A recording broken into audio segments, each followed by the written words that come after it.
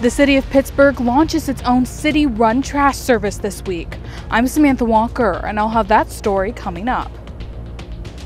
Plus, Jasper County authorities investigate a shooting they say was a case of self-defense. And law enforcement officers have a new tool in the fight against opioids. The 4 states' most watched news starts now. City of Pittsburgh hopes to address residents' trash concerns with the official launch of a city-run trash service this week. This is KOAM News at 6. I'm Dow Quick. This news comes after many residents have reported issues with services like Cards Recycling and Waste Management frequently not picking up trash while still charging customers. KOAM Samantha Walker spoke with city staff and residents about what they hope to see from the new service. We've stuck with it until we get the Pittsburgh ones. Pittsburgh residents have a new option for waste management as the city officially launches its own trash service. This comes after reported issues with long delays in pickups from other providers. The city's always in trash. We've always been in the trash business. What we're doing is just getting a little better equipment and assigning some personnel, because right now, when the trash doesn't get picked up by one of the contractors that's supposed to pick it up, it ends up falling to the city. The service is available for anyone within city limits or who receives city water. The city now has 2 designated trucks, hundreds of roll carts and dumpsters, and a designated team. So we're just making sure that we're there when they need us. If they want to use the city, they can. If not, we're going to pick up a ton of trash anyway, because that's what we always do. City staff say residents aren't required to sign up for the city service. It's just another option. And because the trash service is supported entirely by its own fees, residents who aren't signed up aren't paying for it in any way. We spent a lot of time on the fee to make sure that it would cover our costs, but not generate any additional revenue. Some Pittsburgh residents say they're hopeful for the new trash service. They believe that a city-run one may have more accountability than other companies. I was really excited about it because typically if the city does it, it's very dependable, reliable. You don't have to worry about large item pickup or even sometimes like recycling of leaves and branches and things. It's all included in your bill. And for a resident like her who has lived in Pittsburgh for 20 years, the new service is a sign of the city's growth. I feel like it's a sign that Pittsburgh is growing, and we're adding services and making things easier for the residents. I think it's a step in the right direction, and it's good for the residents of Pittsburgh, and I would hope everybody would sign up for it. Reporting in Pittsburgh, Samantha Walker, KOAM News. Now, residents signed up for that city trash service will not be charged for September as the new team learns the routes and stops. Customers will receive their first bills in October. Nice day out there. Let's check in with Chief Meteorologist Doug Heddy. Well, it definitely turned out to be a fantastic Labor Day for us today. Temperatures great, cooler than what we saw yesterday, and below our average high. 84 is where we topped out. 87 is our average high. Look at the record, 105 set back in 2000. Now, we do have some mid and upper level clouds. These are going to slowly thicken up as we go through the night into your Tuesday. Here's the reason why. We have a weak wave down to our south. Most of the rain will stay south of us, but we are definitely going to get the clouds, especially as we go into Tuesday. So we're going to start lower 60s, mostly cloudy. It's still going to be filtered sunshine. Once we get into the afternoon, notice a couple little sprinkles, maybe a quick shower along and south of I-44, but most of us will stay dry. 67 by 11, 61 by 7, back to 69 by 10 a.m. How long will the nice temperatures stick around? We're going to talk about that here in just a bit. See you in a bit. The Jasper County, Missouri Sheriff's Office says a weekend shooting appears to be a case of self-defense. Happened at a home at 117 South 12th Street in Sarcoxie, Missouri. Deputies responded to that house for reports of a shooting, and they found 39-year-old Brian Jones of Sarcoxie with a gunshot wound. He was taken to the hospital with what they call non-life-threatening injuries. The Sheriff's Office says the shooter was identified and is cooperating with investigators. The Fairview, Missouri woman convicted of shooting and killing her ex-lover has died in prison.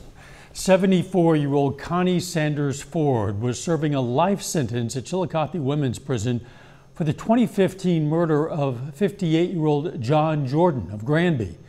Authorities say the two were having an affair, but after Jordan ended it, they say Sanders Ford shot him. Sanders Ford's death is considered to be of natural causes. The Arkansas Opioid Recovery Partnership has launched a new project aimed at improving opioid analysis and reporting all across the state. As reporter Brooke Buckner shows us, it's all part of the ongoing effort to combat the ongoing crisis nationwide.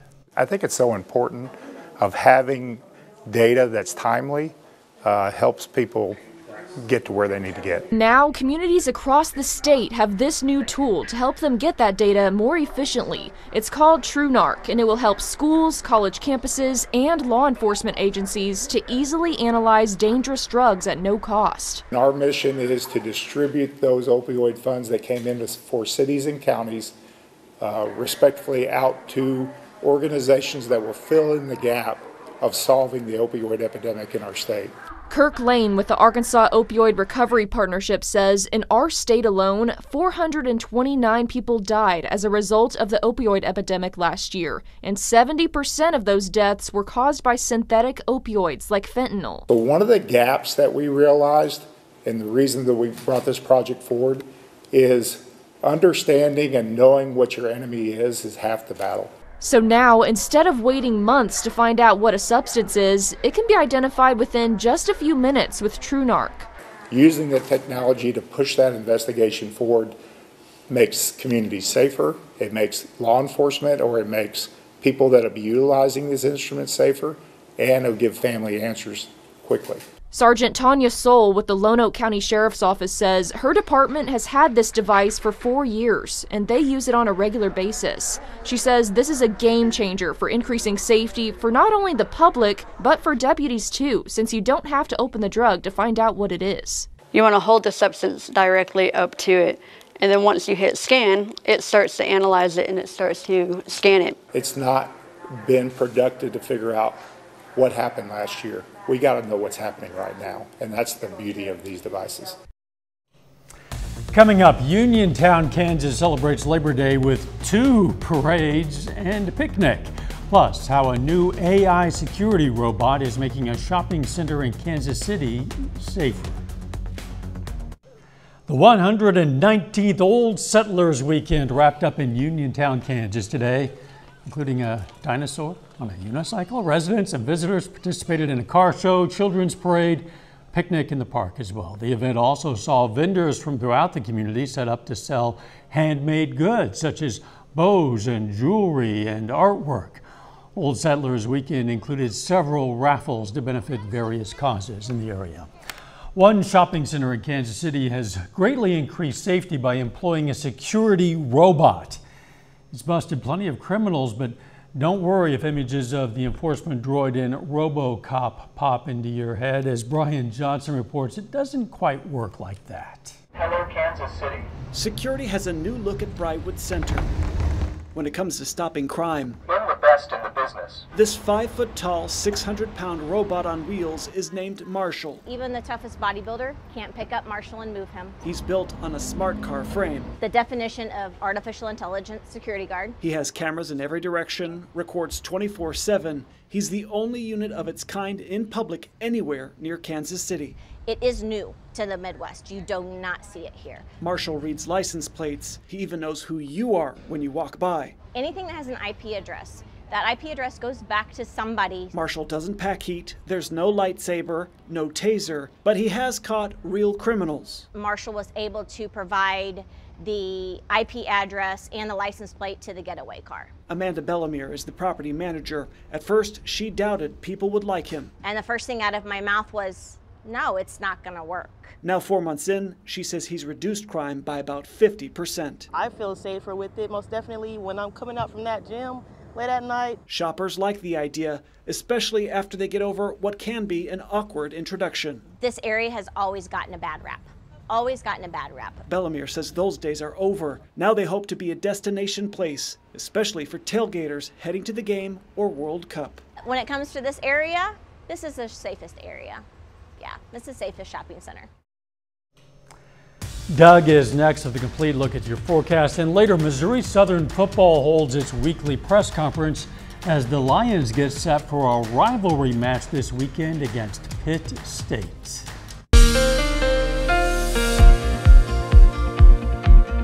Well, of course, it turned out to be a nice Monday for us today. Not quite as hot as what we had on Sunday, as we did go into lower 90s, but for Labor Day, it actually turned out to be a pretty nice day. Temperatures mainly into low to mid 80s for highs. And we're going to stay with the really nice temperatures as we go through the next couple days. So make sure you get outside and enjoy it. Plus, look at this. Our humidity is low. Look at our dew points. Upper 40s to mid 50s. So what that means for you, the way it actually feels outside, it puts us kind of in that refreshing upwards to pleasant category, and we'll take that. It's not sticky, muggy, soupy outside, so we're going to see the really nice conditions sticking around. 11 p.m., 67, 61 by 7, back near 70 by 10 a.m. We are going to have a lot of clouds. We have mid and upper level clouds starting to increase across the region. These are going to thicken up as we go through the overnight hours tonight. You can see they're thicker down through Oklahoma as we have this weak wave in parts of Texas. Most of the rain is going to stay to our south. We may get a shower or two, which tries to get in here Tuesday afternoon, but most of you are going to stay dry. Better chances for rain as this system kicks out, but this won't affect us till late Thursday and then into Friday. Let me walk you through time. Temperatures stay great over the next several days. A lot of clouds, mid and upper level clouds, but still the sun's going to be filtering through during the daytime hours. But starting near 60 by the noon hour, upper 70s. Once we get into the afternoon, I think most of us 82, 83, maybe 84 degrees. Notice along and south of I-44, a few sprinkles trying to pop up. Maybe a random shower here 7:30 p.m.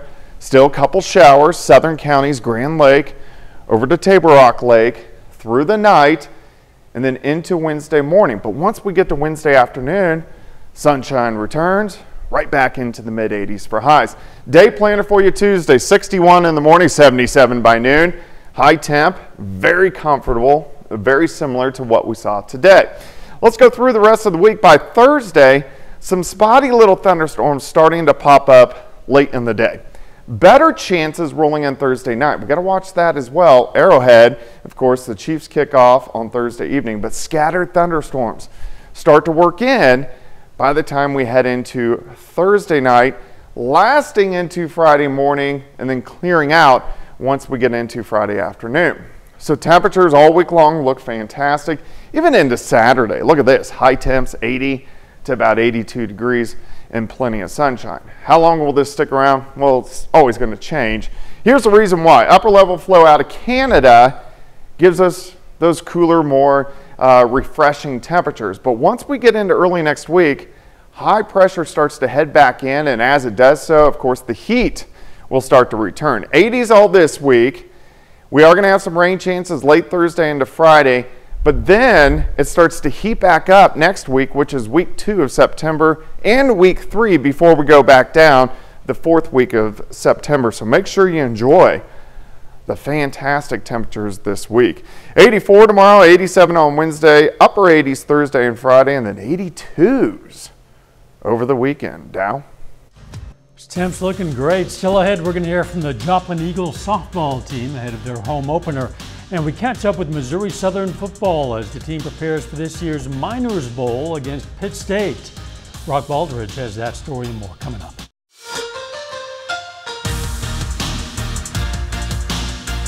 Well, we move on to the second week of Division II college football. The Missouri Southern Lions are coming off a loss on the road against Midwestern State. And while this week the Lions return to Joplin, facing their rivals, Pittsburg State. The Lions opened up the season on the road, losing to non-conference opponent Midwestern State. This week, Missouri Southern welcomes in MIAA rival Pitt State for this year's home opener. It's another edition of the Miners Bowl. Missouri Southern is aiming to beat Pitt State for the first time since 2013. Rivalry games I don't believe in. I feel like we're a rival with the MIAA. My goal is to build a program that contends for conference titles. And so, yes, proximity geographically, Pitt State is right down the road, but I want to beat Emporia. I want to beat Fort Hays. I want to beat Moet. I want to beat them all. And so, do I want to beat Pitt extra? No. It just happens to be the game for this week. like you said, I think we started a little slow last week, and it took us a little while to get going. So just starting fast and being able to finish. So I feel like we were able to move the ball decently well last week, but finishing is where we struggled a little bit. So this week just focusing on being consistent and finishing. Over to high school softball, the Joplin Eagles began their season this past weekend. Joplin is coming off their third straight winning season. The Eagles aim for a big year in a very competitive conference. Now, Joplin opened up the 2024 season this past weekend at the Aurora Kickoff Classic. The Eagles begin the year with a 3-1 record. Not a bad start. The team returns 5 seniors to this year's lineup, along with new faces and young pitching. Joplin begins COC conference play tomorrow at home when the Eagles face Lebanon.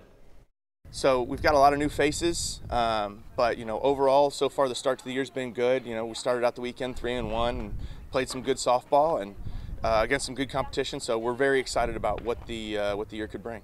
Offensively, I feel like you have some of the best hitters in the area on this team: Jaden Pankow, Abby Lowry, Ava Wolf. So I definitely think offense will be our strong suit, and then you still have a pretty solid defense behind our pitchers. Well, this season has been hot and cold for the St. Louis Cardinals. The Redbirds are making one final push for a playoff spot as we enter the month of September. Labor Day in Milwaukee, Cardinals at Brewers. First inning, no score, but Willie Adames tees off right here. This ball is going to nearly get over the wall, but it counts for a 3-run homer. Brewers lead early on 3-0, but the Cardinal offense, they look to respond. Top of the third, Pedro Pages gets every ounce of this baseball. Solo home run into the bullpen, cuts into the lead. Milwaukee up 3-1. So we go to the 4th inning. St. Louis, well, their pitching had trouble keeping the ball in the ballpark this afternoon. Reese Hoskins hits this one to nearly the same spot as Adames did back in the first. A 2-run homer makes it a 5-1 Milwaukee lead. We go to the 5th. Pedro Pages strikes again. He's 2 for 2 with a pair of solo homers to start this ball game. The Cardinals try to keep this one close, but we go to the 6th inning. All the ducks are on the pond for Jackson Churrillo, and he unloads it with a 420-foot grand slam. Brewers take down the Cardinals in the series opener. Milwaukee wins 9-3. Meanwhile, in Kansas City, Royals are 3.5 games behind the first-place Cleveland Guardians in the AL Central, but today, the Guardians win 4-2. Kansas City loses their 6th straight games. Both teams back at it tomorrow. Well, that's your look for sports. We're back after this. Here's a look at what's coming up on KOAN News at 9 on Fox 14 tonight. Residents of Nixa, Missouri react to a new intersection in town, plus a growing effort to ban phones in schools to improve student mental health. Those stories, a lot more, it's all coming up tonight. KOAM News at 9 on Fox 14. Now let's check back in with Doug for a final look at the forecast. A lot of clouds are going to increase for us tonight, so let's call it mostly cloudy skies on your Tuesday. Temperatures great, 84. Could see a random sprinkle, especially along and south of I-44 on Tuesday afternoon. 87 Wednesday, a better chance for scattered showers and thunderstorms late Thursday night into Friday, but clearing out just in time for the weekend. Yeah, liking the looks of those temps for sure. How about a final sports note? Yeah, well, we've already started the high school football season, but tomorrow's kind of the first official day for all the sports like soccer, softball, and even volleyball. So fall sports season, it's already here. Let's hit the ground running, and we'll cover all those sports in the near future. The sports team is going to get a workout. Yes, we are. We've been waiting for it. And fans too. Yeah. Thanks for joining us. We'll see you right back here for KOAM News at 10. Let's make it a great evening.